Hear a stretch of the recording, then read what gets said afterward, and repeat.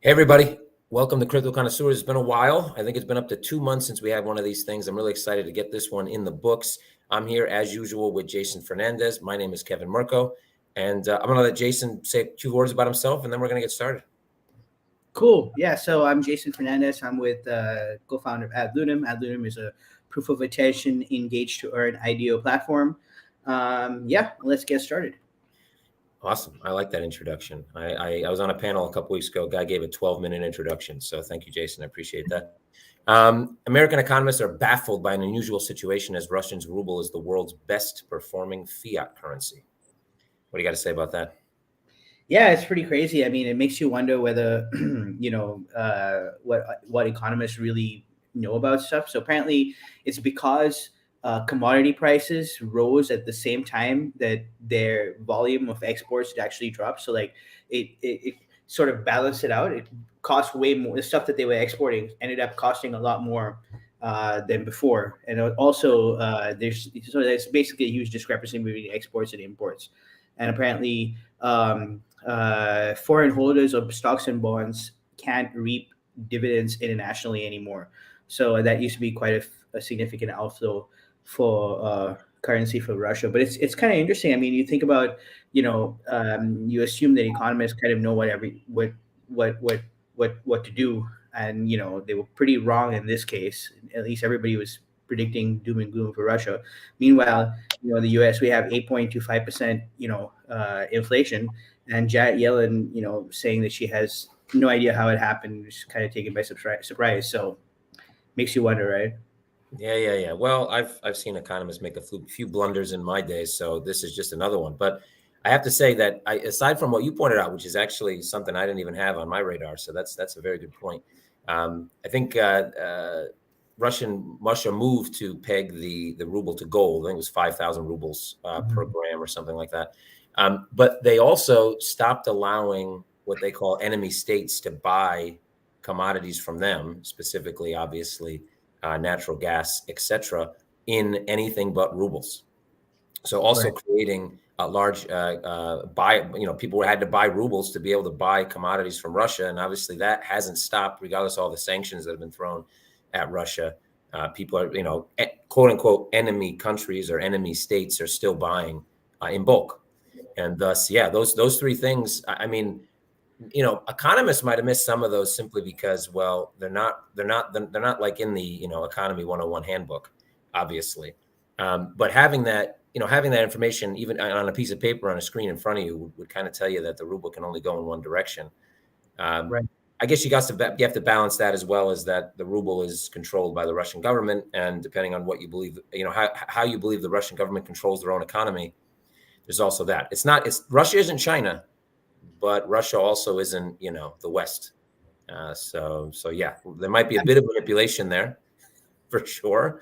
But I have to say, kind of in light of what's happening, in that region of the world, whoever made those three decisions, or two decisions really, because I guess what you mentioned, like I said, wasn't even on radar. That was a great comment. That actually, obviously, nobody can really control. That kind of just happened, right? Commodity prices soaring because but at the end of the day, whoever made those first two decisions obviously was making those decisions in an attempt to move the ruble higher. So good on that economist who made that decision to try and support their currency. That wasn't those two weren't the worst decisions in the world, that's for sure. It's almost like increasing token utility, right? Like in a token, basically, like now you have to use this token to buy this. Yes. Exactly. That's exactly what they did. They made the ruble a utility token. So, and it worked. No bear market in Russia on their utility token. Maybe on everything. McDonald's is back. McDonald's is back over there, though not called McDonald's. Yeah, exactly. Somebody bought them out, right? Yeah, you know what the name is? Because I read that story too, but I don't know the name. But it'd be funny if it was like Muck Russia or something. Yeah. It's got. You don't think they would change? I mean, they have all the signage already, right? They can't make a major change. It's going to be like, just McDonald's or something like that. Just put a Z on the O or something. I don't know. Right. All right, let's see what happens. That's anyway. That was I like that one. I like to start off with that one. That was an interesting one. Education is power. Jack Dorsey and Jay-Z launched Bitcoin Academy in Brooklyn. Yeah, so I think this is great news. Minorities in the United States have traditionally been disenfranchised and not quite been able to take full make full use and fully be part of the economic system, particularly when like Wall Street, for example, right? Wall Street is pretty exclusively very rarely do you find minorities, doing well on Wall Street. And so I think this is sort of like a way to maybe like even that out a bit, have people in the inner city have access to, understand what Bitcoin is, and maybe that creates a sea change and makes, brings minorities into the sort of financial system, at least the crypto financial system. And it's pretty cool. I mean, they're getting a year-long data plan. You get to keep these devices. So I mean, it's pretty good news all around. I think. I hope that it expands. That it really expands. Yeah, I would hope that they go outside. I would say even in the U.S. and in one of the the most powerful countries in the world, there's a lot more than just minorities that are disenfranchised from the financial ecosystem, right? I mean, obviously there's probably if we weighted it, there's more disenfranchisement in certain areas of the country and in certain minority groups than there are, all around the country. But I guarantee you go to like the mountains of Montana, they're pretty disenfranchised from the the financial ecosystem. So I think it's a good start. I just hope that they don't just say. I hope it's not like a very crypto-ish education, i.e., buy Bitcoin, wait for the pump. I hope they dig in a bit deeper and give a bit more of a real financial education. Tell people kind of how money works, why Bitcoin's better. Why Bitcoin's better than traditional money, where power lies, how do you actually get power from money? Why is money good other than you can, buy some bling with it? I hope they go down that path rather than just kind of, because, I've seen a lot of Bitcoin academies or crypto academies that, aren't really teaching people anything useful. They're just trying to get them to buy Bitcoin, which at the end of the day shouldn't necessarily be the goal. It should be the end result, perhaps, but it shouldn't be the goal. But surprisingly, that a lot of people want to know that. Like, so it's like I've done a lot of these Bitcoin classes, and I really focus on the financial system and what Bitcoin is and how Bitcoin evolved from money and all. And towards the end, like somebody will be like, heckle me, like, well, how do I buy this? Like, well, I just want to know how to buy it. Like, that's the only reason I came here. I don't care about any of this other stuff. So. Yeah, that's always true. I mean, that's always true. There's always going to be probably more than one of those guys actually in the audience. It might even be a percentage of those. But at the end of the day, I think, also, if you look at like the regulators and legislators, how they're going to look at this, because obviously, if me and you put together a class, we're not going to get the same spotlight that Jack Dorsey and Jay-Z do, right? So, and if they do it the right way, it can actually help, move along a lot more things in Washington and then into Europe and the UK, et cetera. If they do this right, they got a lot of expansion and they teach the right things versus, here's the Jay-Z Bitcoin app, or whatever, buy a Bitcoin. Yeah. All right, cool. Moving on. That was a good one as well. US SEC investing Do Kwon's Terraform Labs and UST collapse. Been a few tweets about this in the last 24, 48 hours. Yeah. I mean, look, he apparently they tried to argue that the SEC does not have jurisdiction over Do Kwon and Terraform Labs because they're both based in South Korea, although Terraform is registered as Singapore. Essentially, they had sort of argued that SEC has no jurisdiction. And they had objected. Apparently, he was served, papers directly while he was like about to get on a conference or something. Do Kwon was, and essentially, turns out that because the Terraform purposely sort of focused on U.S. contacts, promoting to U.S. investors, employing U.S.-based personnel, contracting with U.S.-based entities. These are sort of the things that they feel like brings them under the securities ambit and essentially the U.S. Securities and Exchange Commission's ambit. And turns out, so they lost that, and that was sort of the beginning of some really bad news for them. And I think recently, the other day, they said that the SEC has found evidence of money laundering against Do Kwon, something like 100 billion won, so $80 million monthly expenses. Of the company were apparently being split through multiple crypto wallets and then transferred a few months just before the Terra ecosystem crashed. So, and apparently I know that he's being investigated in South Korea as well. I saw some tweets that he put out today which was like I think 2 or 3 tweets where he said, any suggestion that I profit out of this is completely ridiculous. I've really not talked about much about like how much money I've made or whatever because I don't want to seem like a victim. But I've lost as much money. I've lost as much money as everybody else. I lost too when. So I mean, somebody's lying, I'm pretty sure the SEC is going to get to the bottom of that. Yeah. Do Kwon doesn't have the best reputation in terms of being a stand-up individual at this point. So I guess probably the SEC has a bit more weight on their shoulders than he does. But having said that, there was some accusations of now 2 point something billion being moved, not 80 million per month. And I think I get on this topic a lot because blockchain in and of itself is transparent, right? All the information is there. However, you need to be able to disseminate that information. And just because you see, something moving from A to B doesn't necessarily mean anything, but people put meaning behind it based on whatever the context is that they're looking for it. Yeah. So the fact that they see 80 million flowing or 2.2 whatever billion flowing from A to B doesn't mean anything without context. And unfortunately, especially not necessarily the SEC, because obviously they haven't released really much information, but when you have these, private sleuths, in the blockchain, they're gonna make an assumption that it's bad because they want it to be bad because they want redemption from losing money in UST. And on the SEC side, the US SEC side, the dude made a dollar stable coin. Yeah, like, that's all the jurisdiction they need. That's it. Game over. It doesn't matter if it's programmatic or whatever. If he made an Australian dollar stable coin, he could argue, even if he had U.S. contacts, that, I wasn't really soliciting U.S. people because at the end of the day, I was focusing on, the Australian economy. right. Made a U.S. dollar stable coin. Done. I mean, in his defense, though, practically the most common pair right now is BTC USDT. Anyways, all over the world, all these these local pairs are just basically virtual pairs. They're basically behind. They're just trading INR for USDT for Bitcoin.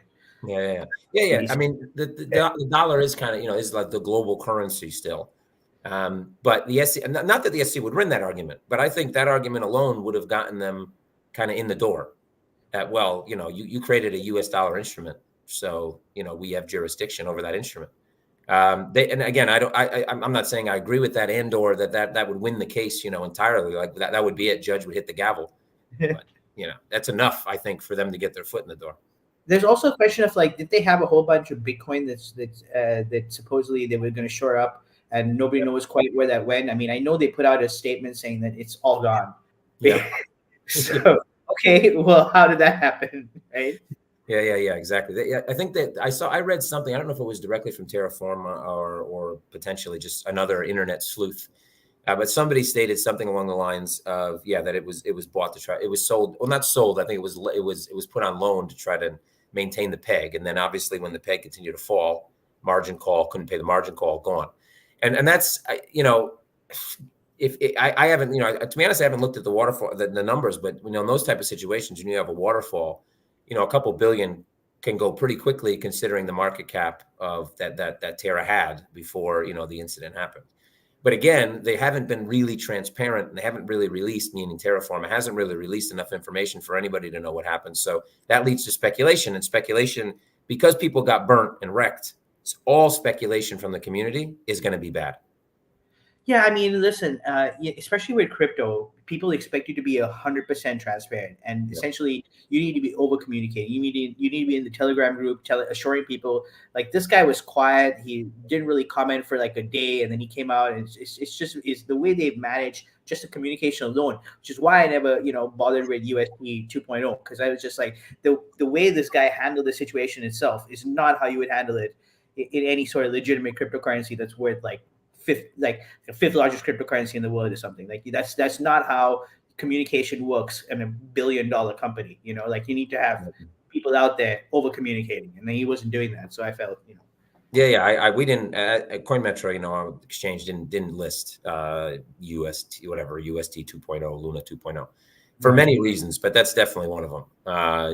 It's kind of like, fool me once, shame on me, fool me twice, or fool me once, shame on you, fool me twice, shame on me. Yeah. Okay, coming up next, we got SEC. They got 2 out of 6 or something today. U.S. SEC probes Binance. BNB could be unregistered security. Yeah, so this is kind of crazy. I always thought that the way Binance structured themselves that was really clever, because like I do tokenomics all the time and trying to figure out a way to build value in a token, like lock value, and have it, gain value over time based off of like the network effect, but still not being a security, not being something that that has enough utility to justify its existence basically. And I always thought that Binance was really clever in the way they did it, but I guess not. I guess I mean, and they even apparently they backed away from. They used to have that thing where they would burn like 20% of their 20% of their profits every quarter. That they would burn that the equivalent of that in tokens. But they supposedly they backed off of that because of like lawyers' advice that they'd received. But I think one of the main reasons it's like they're being investigated is also like they don't think that Binance US is fully sectioned off from Binance from like the way you would expect it to be, And there's also apparently some ownership stake that in market making companies that CZ has on in Binance US, which does sort of raise some questions. So That's absolutely classic because I could go through so many stories about the FX market where that same thing happened. The biggest one being FXCM. Anybody wants to look it up, look at FXCM in the US. They still operate in the UK, but their US branch was their biggest branch. They were probably number 2, sometime a few years number 1, number 2, number 3 largest FX broker in the US. What they were doing is saying that they were processing, all the liquidity providers, everybody, whether they were clients and or actual liquidity providers, were all not owned by them. Basically, they were funneling trades to other businesses. Come to find out, their biggest market maker for 15 or 20 years was a company they owned in the Caribbean. And so they were simply trading against their clients without having the actual licensing they needed to trade against their clients. That a simple broker-dealer license that kept them on the STP, which is straight through processing, meaning they can't trade against their clients. Plus, it's fraud and a whole bunch of other things. So this is actually quite common. And FXCM is not the only FX broker who has done that. There's been equities brokers, commodities brokers. It's an easy way out to kind of double dip and make more money. So, whether or not Binance is doing that, I have no idea. But it's not uncommon in finance, especially when you think that the parent company Binance, and up until very recently, any arm of Binance had no regulation. And so at that point, who cares, right? I mean, if you're double dipping, triple dipping, nobody's going to come and knock on your door. The thing is that they are the biggest, which means they're always going to get spotlight shined on them. I do believe that they've probably been probing them on many things for years. Just simply that, these things take time. I've always said 3 to 5 years, we're going to start to see, lots of probes and Binance is going to be in there. That's for sure, because, well, they're the biggest guys out there. And here we go. So Binance is now in their 4.5 year, I believe, something along those lines, coming on 5. And I think we're going to see a lot of these. Doesn't mean they're going to pan out. Doesn't mean anything's going to happen, to be honest. I tend to think I tend to think you're right on the structure. I think they do have a few holes in their structure. I think there is a few holes there that need to be corrected or potentially can't be corrected. I don't know. But the fact that it's obvious that the parent Binance makes most of the volume. It's obvious that those franchises get liquidity from Binance. It's that has to be obvious. They're not getting liquidity from they're not paying someone else for liquidity. That's for sure. Of course. So definitely a connection there. And the interesting thing is, most exchanges, when you list with them, they'll suggest you a couple market makers. Yeah. So it's not something that you really think about. It's like, oh, okay, well, these guys have had good relationships with these market makers. Well, how good is the question, right? Yeah. How close? How close are they? Yeah, exactly. Is it their brother, their mother, their father, neighbor? Let's see what happens. Nobel laureate Paul Krugman compares crypto to housing bubble and subprime crisis. Good old Paul Krugman. What do you think, Jason? Yeah, so this guy, I mean, like, I think he's gotten more publicity out of crypto than anything else. Like, nobody would have heard of him as like a gold bug, just going around talking about gold forever. Nobody really paid any attention. In fact, if you see, I think most of his followers are probably crypto guys. And then you have guys like Anthony Pompliano, like handing him some Bitcoin, like, here, check, here. People are just giving him Bitcoin. And I was like, wow, if that's all it takes, I'll just start dogging Bitcoin too and just post my wallet address there for everybody who wants to convince me otherwise. But I think his son also bought some Bitcoin and made some money off of it. I'm not mistaken, Paul Krugman. But I mean, look, I don't think the comparison is I don't think there's anything to compare really, because like what he's talking about, he's like, the housing market was considered so secure that that there wasn't even an instrument to really bet against it, and so and he's basically drawing a parallel between that and Bitcoin.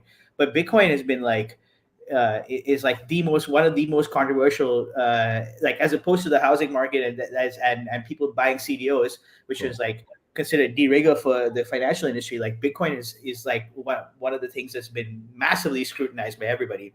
And the difference is the reason those things failed is because, and he's talking about, he talks about Michael Burry and him figuring out, the housing crisis, and he basically figured out but the reason he figured that out is because he actually looked at the underlying mortgages in all these in all these CDOs, and he determined that they were failing at a massive rate. And so it was just a question of math. They were at like 12%, 15% was like, if 15% of them failed, the whole thing would go to hell. And they were at a point where, like, if you actually looked at it, once you had the data, I don't think you could really argue with it. Really, once you start looking at the data, where it's these loans are being given out to anybody, you can't. But I don't think the same thing is true with Bitcoin at all. Like, I mean, nobody's considered Bitcoin or cryptocurrencies to be like so stable that that in fact it's the opposite, right? Everybody's super skeptical about it. Bitcoin's kind of like the little engine that could kind of think about it. Exactly, and I think a good point to make. I don't know when exactly he made the comment. I mean, Paul Krugman made comments about Bitcoin all the time. So whenever this one happened, I don't know, in the last few days or something. But if you think about Terra. So Lehman Brothers, when they kind of imploded, it was 38 billion came off the market. Terra was 40 billion. If you compare the effect to the traditional market when Lehman fell, to the effect of what happened, the direct effect that happened when Terra fell, I would say crypto kind of just rubbed it off and kept moving on, right? That was it. It just, yes, the market is down, but that has nothing to do with Terra. That has to do with the fact that every other market is down. Equities are down. Bonds are getting killed. I mean, every market is down. So honestly, I would say crypto is more resilient in that effect. Now, obviously, the housing bubble was a much bigger loss than Lehman on paper, for sure. But it's one sector. And if you think about housing in the U.S. specifically, it literally is the economy. If housing gets screwed, like that is one of the most leading indicators of the economy in the U.S. because new housing and old house sales is one thing. New house sales means construction. It means logistics. It means materials. It means imports. It means exports. It means sales. It means there's so many interconnected things there. That's it, man. Housing fails in the U.S. and that's a recession. And here you're talking about an asset, one, that's traded globally, two, that you can definitely short if you really don't like it, three, that we have synthetics all over the place, but we also have an underlying market. It's like apples to oranges. It's like comparing, I don't know, the entire financial ecosystem to the housing bubble. And, and I mean, like, even like the Singapore market or the markets in Australia or the market, just comparing all of that, just putting it all in one big box and saying that's the same thing as the housing bubble. No, it's not. I mean, it never would be. And, obviously he doesn't like Bitcoin. Funny you mentioned his son, because we know another famous guy whose son really likes Bitcoin and his dad hates it. Another gold bug. Everybody's probably fought with him on Twitter once or twice. But it's anyway, I don't know if it's just, like you said, that it's something for him to stand on. It's like Dr. Doom. Remember Dr. Doom? Dr. Doom also crapped on Bitcoin every day of his life for nearly 3 or 4 years. And, he made money on that people now know who he is, and they know who he was before. So maybe it's just a ploy. It's a PR ploy. I don't know, but at the end of the day, he's wrong. I think there's really nothing to stand on. He's a smart guy. I'm sure he's going to come up with arguments that are going to sound really good, but he lost the argument before he even started. Yeah, I mean, there's no comparison, because you think about it, like Lehman Brothers, the financial system in the United States was so interconnected, and especially on Wall Street, that essentially Lehman Brothers collapsing caused domino. Right. It's like a domino effect, right? But you don't have that when you have like massively decentralized cryptocurrency where people have it all over the world, and there's so many other different factors involved. So I don't think that comparison is remotely. I made this point completely off topic, but I made this point yesterday with somebody just about how traditional finance is much more linked than crypto, meaning exactly what you said. When one thing happens in traditional finance, like grain prices go up, everything gets affected. Commodities affects bonds, affects equities, affects because they're all interconnected. Because the whole system was made with counterparties. So people are counterparty to everything, and those counterparties create risk. So anytime one counterparty gets hit, even if it's like I said, it has to do with grain or it has to do with housing, whatever, that's intricately connected to everything else. And so, it does cause a domino effect. And here we don't necessarily have. Now, the one argument I would make against that is that just, if Bitcoin were actually to fail, then that would have an effect across the entirety of the market for sure, seeing as that it's the big dog in the room. But outside of that, you could have a myriad of smaller assets fail. I mean, literally 90% of them could fail. It wouldn't have an effect across the market. If you look at the top 10 cryptocurrencies today, and you look at the top 10 cryptocurrencies last year, it's a big difference. It's a whole bunch of coins that didn't exist, the coins that fell off. Nobody really cares. I mean, it's not caused massive financial collapse or anything. It's like people are like, okay, cool. Now it's USD. Now it's no longer USD. Yeah, exactly. It's a good point. All right, we got one more in about 4 minutes. Let's see how we do. Innovation in fiat on-ramps can overcome crypto's expensive card fees. Yeah, so I mean, I get this. Like, I don't know of many people that are using credit cards to buy crypto.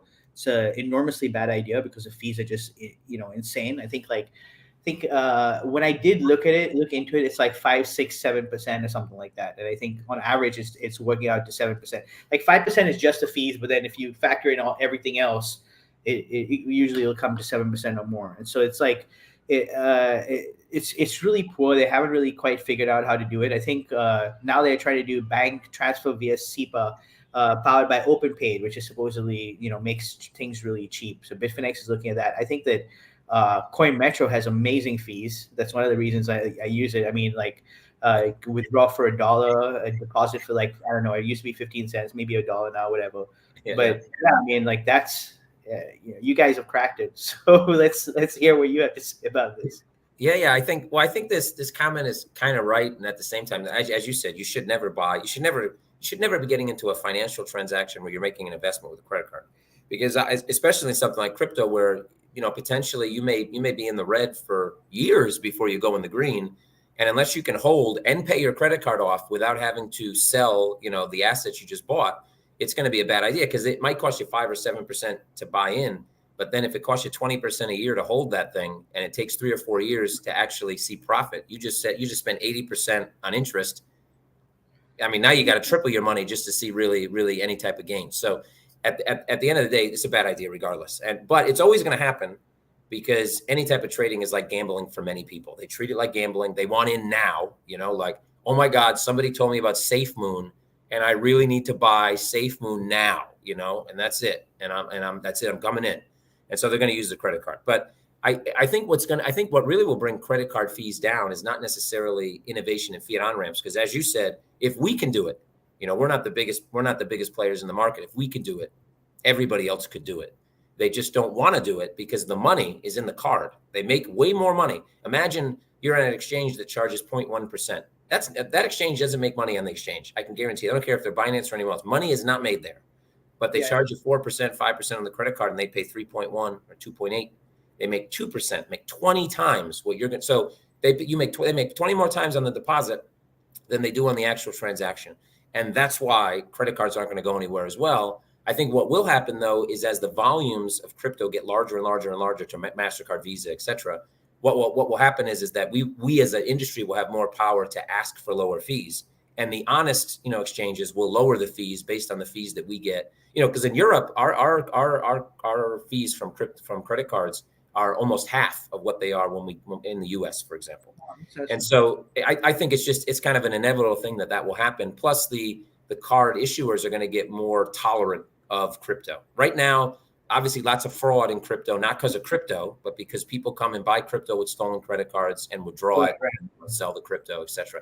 And we have great tools now to kind of combat that. Those tools are only going to get better. And then at the end of the day, we'll see. But people are always going to use credit cards, man. That's it. Because and businesses will always want them to use credit cards because they simply make more money when someone deposits that way. Yeah, I mean, and I think one of the things is that I think when you use your credit card, oftentimes they'll charge that as a cash advance. Yeah, so yeah. Money, So I was actually only talking about the fees solely, but yeah, of course, I think borrowing money to invest in crypto is probably a bad idea. journal. Yeah, more than likely.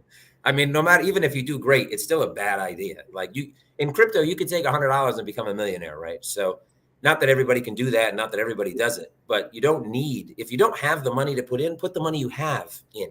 You know, you don't need to borrow to put money in. You can still do well. But that puts us at the 30-minute mark. So I'll give you the final word, Jason, and then hopefully we'll be back on an every other week schedule. I know most of this is my fault because I was traveling, but so it's on me. Well, yeah, I mean, I just think we're in some precarious times as far as crypto is concerned. Like Bitcoin's at 28.5. We didn't really talk about that today. Maybe 27. So I mean, and it just seems like it keeps going down. I think it's heavily influenced by the sort of global financial situation, particularly the financial situation in the U.S., which I don't think is going to get any better anytime soon. Like I think that we've been fed this narrative in the States that like it's because of Ukraine or it's because of this, it's because of that. But I think it's a many tiered reason that the economy is doing badly. I don't think it's going to. It's an easy fix. So hopefully Bitcoin can endure, stay above 27. Hopefully for a little while. Yeah. There's going to be more pain before there's gain. That's for sure. I'd love to. We got to talk about this next time because we could talk. We both could probably talk about this for the whole half hour. But yeah, there's definitely going to be more pain. You know, if you're thinking to jump in now, you may want to wait. Look, buying later at a higher price, but when the market's in movement and momentum to actually go higher is not the worst thing in the world. Not many people are good at picking bottoms. Let me tell you, even the best traders in the world don't necessarily hit. You mean if you look at Twitter, you would think everybody's talking about how they pick the bottom. You notice though, they show that chart after the bottom's confirmed. Yeah. So watch out for that. Don't get caught in one of those. Yeah, don't get caught in one of those stupid. I picked the bottom 4 times in a row. Well, I can go back and get 30 charts, tell you I picked it 30 times in a row. Doesn't mean I did. So anyway, everybody have a great rest of your day today, everybody that's watching, and hopefully we'll see you soon. Thanks, Jason. And thanks, BlockLeaders, for sponsoring this. You guys are amazing. And see you guys soon. Cheers. All right, y'all. Have a good day.